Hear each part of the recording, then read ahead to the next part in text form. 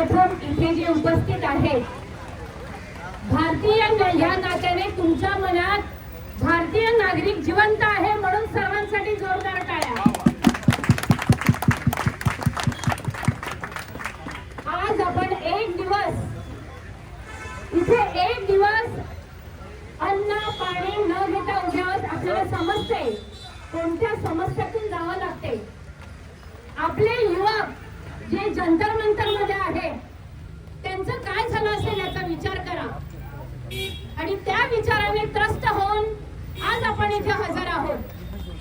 कुठे आहे आपली लोकशाही?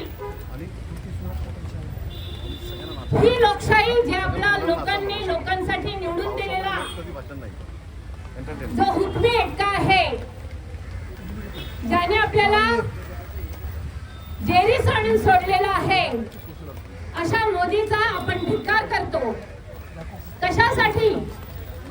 तर हे सरकार शेतकऱ्यांचं झालं नाही, हे सरकार कोणत्याही धर्माचं झालं नाही आणि हे सरकार आपल्या नवीन जनरेशन जे युवक आहेत त्यांचं सुद्धा झालं नाही। अरे आपली पोरं रस्त्यावर आली आहेत, सरकारचा जीव तुटायला पाहिजे पण त्यांना काहीही वाटत नाही। मुलं मरू दे, त्यांचे मुर्दे पडू दे, त्यांना काहीही त्याचं सुख दुःख नाही, त्याचं सोयर सुतक नाही।